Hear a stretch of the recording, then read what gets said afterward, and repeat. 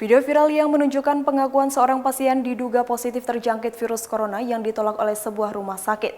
Menanggapi hal tersebut, juru bicara Rumah Sakit UNS Surakarta, Dr. Tonang Dwi Ardianto mengatakan bahwa masyarakat harus memahami definisi operasional dalam perawatan pasien corona.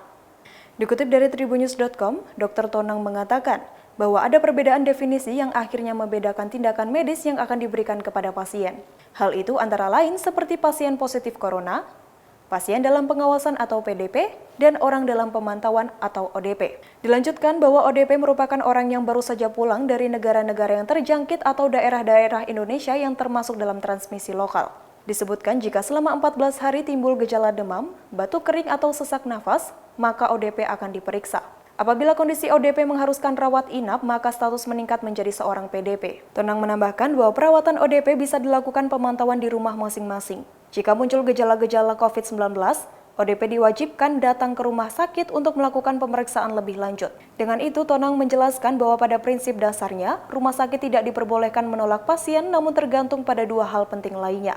Dua hal itu adalah kemampuan kompetensi dasar dokter dan juga ruangan yang dibutuhkan. Jika tak terpenuhi salah satunya, maka rumah sakit akan melakukan penanganan darurat sementara untuk menstabilkan pasien.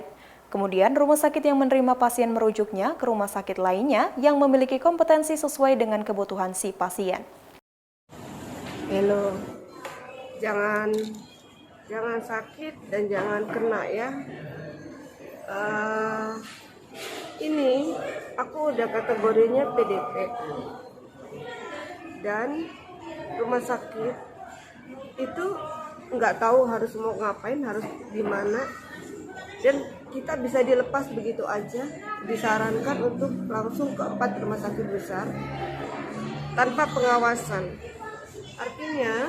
Artinya ya, kalau aku males lanjut ke rumah sakit besar yang ditunjuk itu, aku cuma balik ke rumah, terus aku berhubungan dengan misalnya tetangga kanan kiri dan I'm fine, aku ngerasa fine tapi ternyata aku positif, itu nggak kebayang dampaknya kayak apa. Karena ya udah, kategori PDP itu harusnya kalau di luar negeri itu udah nggak bisa yang namanya kita berkeliaran sendiri. Itu udah pasti ditarik, diisolasi gitu loh, dengan gejala-gejala yang sudah pasti. Negatif atau positifnya adalah urusan belakangan, tapi bahwa orang yang PDP itu tidak boleh berkeliaran. Nah, di sini ya udah, kita suruh pergi ke rumah sakit, cari taksi boleh, nggak apa-apa, nggak ada ambulan, nggak ada pengantaran, pokoknya nanti ada rumah sakit besar, itu hanya di rumah sakit itu aja yang bisa melakukan.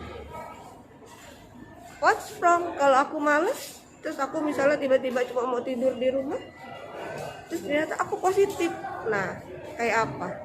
Danger, asli ngeri deh.